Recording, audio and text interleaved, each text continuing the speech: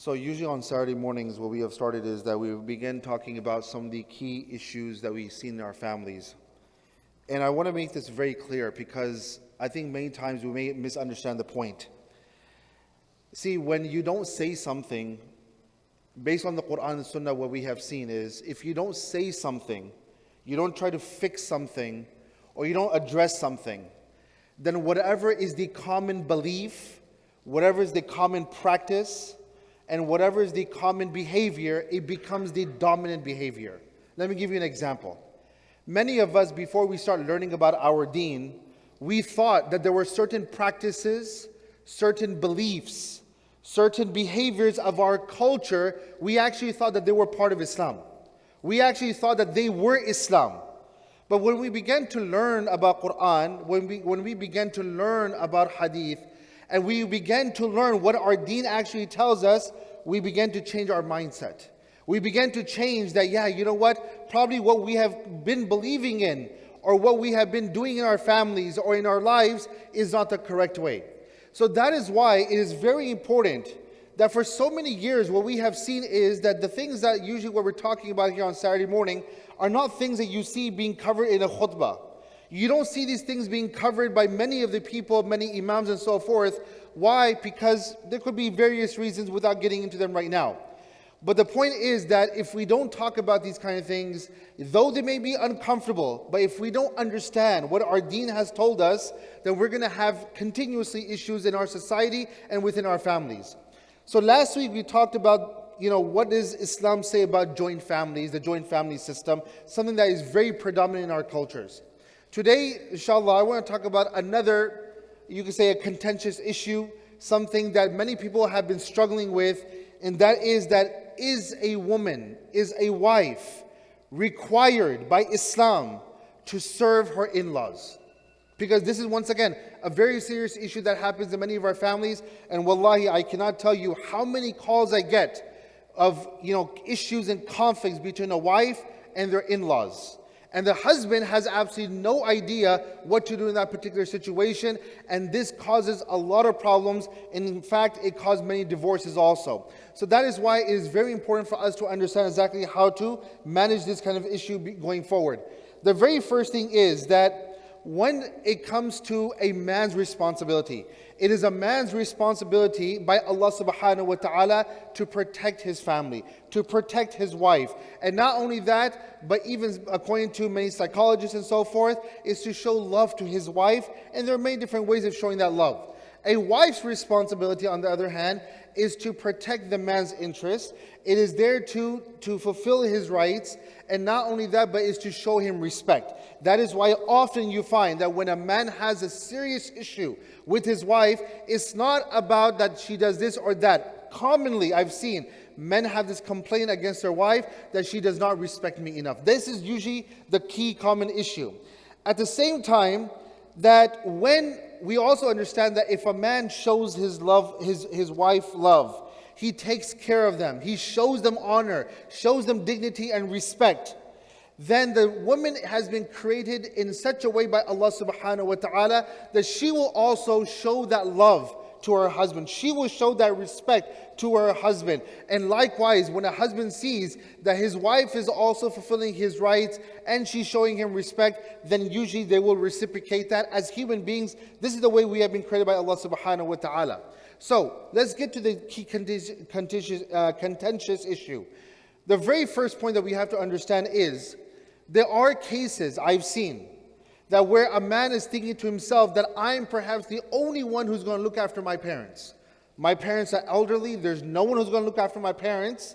And when he goes to look for a wife, then he also understands that I need my wife, if I'm going to go out to work and earn a living and so forth, that I need someone to stay behind to look after my family. And once again, there are a lot of issues in many families. There are a lot of families also that all the brothers and all the sisters have abandoned their parents. They've put the responsibility of all their parents on one brother, that you have to take care of our parents and we cannot deal with our parents and so forth.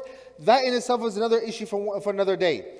But imagine this one person understands and he's thinking to himself, I am the only one who's going to look after my parents. In that case, when he goes to look for a wife, he must make it clear prior to getting married to his wife that this is going to be one of your primary responsibilities. And it is her right prior to marriage that she can say that yes or no. If she says yes, that's her choice. And if she says no, that's her choice too. And she should not be criticized for saying no, because she does not want to put herself in that position, because she knows that if she puts herself in that position, she may fail. So if a woman backs away from that proposal saying that I will not be able to handle this, that's absolutely fine. There's nothing wrong with that. But at least for the man, he needs to put that up front. And I've seen many cases also, many men who have come to me with this kind of issue, and they've told me, I am the only one who's going to be looking after my parents. My parents are very senior. They're very elderly. I need someone to look after them, and I made this very clear. And though he did find it very difficult to get married for quite some time, because every single woman that he approached, they were backing away because of this. Eventually, it did take him some time. Eventually, alhamdulillah, he did find someone, and that was her choice. So once again, this is the very first point that we have to understand. The second point we have to also understand is that a woman is not allowed to be utterly disrespectful to her parents or to her in-laws. Why? Because our deen has made it very clear that anyone, the Prophet ﷺ says, فَلَيْسَ مِنَّا. He says that he is not from amongst us, or she is not from amongst us. Who? مَنْ لَمْ يَرْحَمْ صَغِيرَنَا. Those who do not show mercy to youngsters and to the younger ones, and they do not show reverence to the older ones, or they do not show respect to the elderly. So the Prophet ﷺ is saying over here in this hadith that they are not from amongst us. So it is not allowed for a woman to be disrespectful towards her parents, but also to be disrespectful to her in-laws because they are senior to her. And once again, I have to make this very clear again. There's a difference between disagreement and disrespect. In many of our families, I hear the same issue, that the fact that the mother is saying, the mother of the man is saying, of the husband is saying, that she was disrespectful. When I inquired, when I dug deeper, I found out that all she did was, she disagreed with her mother-in-law, and that is it. That's not disrespect. Sahaba disagreed with the Prophet ﷺ. Sahaba disagreed with the Prophet ﷺ. Never did the Prophet ﷺ say that you are crossing the boundaries of respect. That's not what the Prophet ﷺ said. So once again, a woman is not allowed to be disrespectful to her seniors and to her in-laws because they are older than her. Also, a woman should not have such a nature and characteristic that she should just say that, you know what, I'm not going to do anything for you.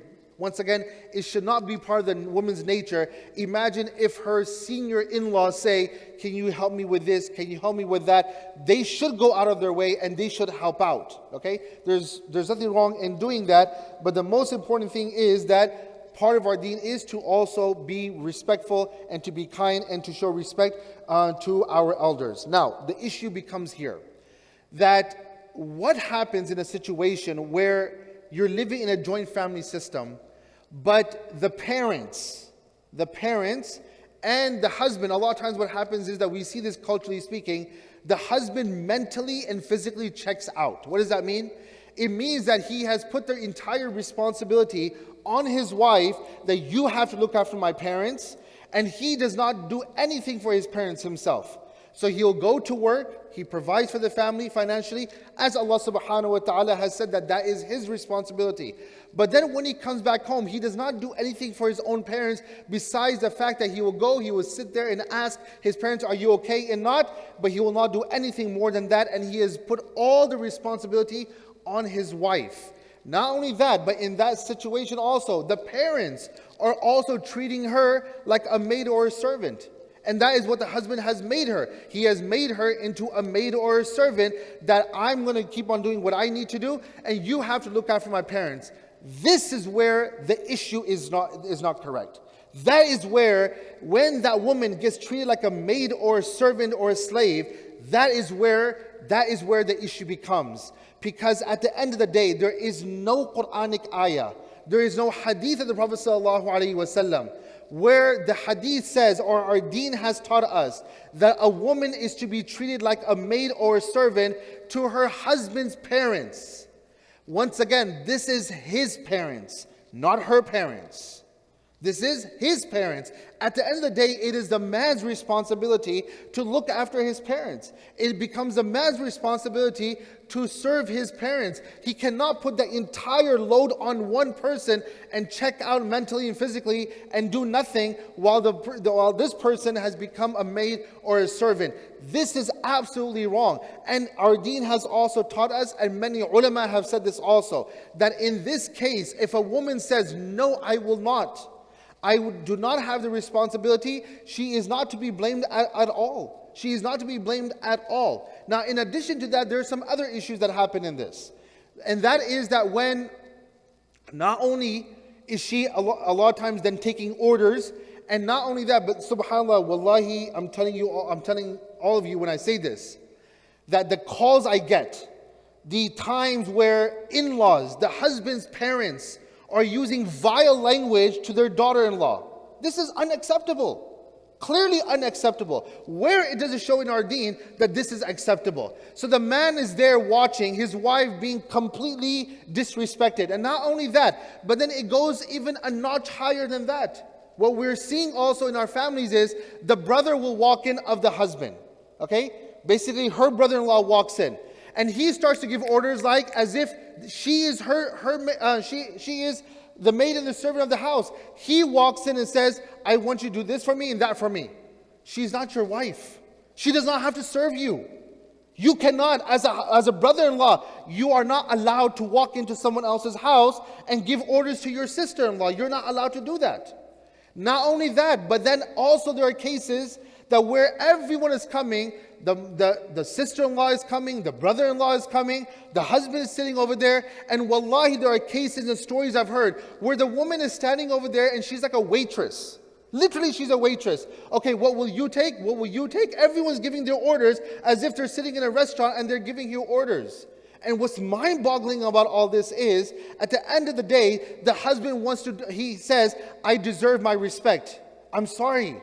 When you put your wife in that kind of situation, you don't deserve respect. You don't deserve the respect. If you're gonna let other people walk all over your wife, if you're gonna let people treat your wife like a servant and a slave, if a person is gonna allow other people to come into their home and treat your wife like a waitress, then what respect are you demanding from your wife? Simple as that. So this is why it is very important that there is no place in our deen. There is no place in our deen that allows this. Now, let me make this very clear. Let's just say everyone's sitting in a family. The father says, can you give me some water? First of all before just telling the wife automatically, it's the man's responsibility to serve his parents. He should get up and he should serve his mother and he should serve his father. But let's just say he's sitting down, he cannot get up for laziness, whatever it is. And he tells his wife, can you just go get a glass of water? That's fine. Okay, once in a while, just occasionally is fine.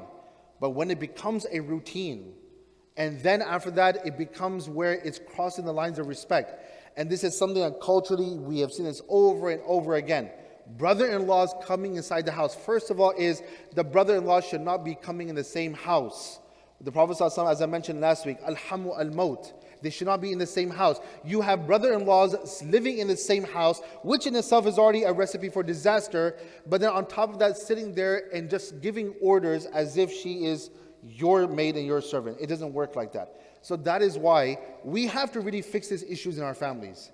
And the reason why, once again, I may be touching this uncomfortable kind of question and family affair and family situation is because for such a long time, no one talks about it. So what happens is that we think that our dominant cultural behavior, belief, and practice is the primary practice. And that is why we have these issues within our families. So that is why we understand these kind of things. We understand that yes, a husband has a right towards his wife. The wife has a right towards the husband. And we stick to that, and she is not required to serve anyone else. If she does it out of her good heart, there are families who live together. And the wife understands that I will cook, and I'll cook for the entire family. There's not a lot of demands. The father-in-law is not treating her like as if she's like, any kind of chef that I want this today, I want that today, and so forth. No, he says, he gives his request, and he says, if you can make it, and he treats his daughter-in-law with respect and so forth. This is how, if there's a family that's living this way, no problem, inshallah. Then if the wife does from her own heart, no problem, inshallah. If she goes out of her way and she says, this is what my father-in-law likes, this is what my mother-in-law likes, and I want to cook for them from the bottom of my heart, that's absolutely fine. But I'll say this, I'll finish on this. If a man truly respects his wife, shows her love, takes care of her, does not let other people mistreat her, does not let other people treat her like a doormat, wallahi, the wife will go out of her way to serve him. And not only that, but if it pleases the husband that she will serve her in-laws, then she'll go out of her way to do that too. It works both ways. It's not a one-way street. I ask Allah subhanahu wa ta'ala to give us tawfiq. May Allah subhanahu wa ta'ala give us the proper understanding of these kind of matters. Ameen Rabbil Alameen. Wa jazakumullah khair. Assalamu alaikum wa rahmatullahi wa barakatuh. إن المسلمين والمسلمات والمؤمنين والمؤمنات والقانتين والقانتات والصادقين والصادقات والصابرين والصابرات والخاشعين والخاشعات والمتصدقين والمتصدقات والصائمين والصائمات والحافظين فروجهم والحافظات والذاكرين الله كثيرا والذاكرات أعد الله لهم مغفرة وأجرا عظيما.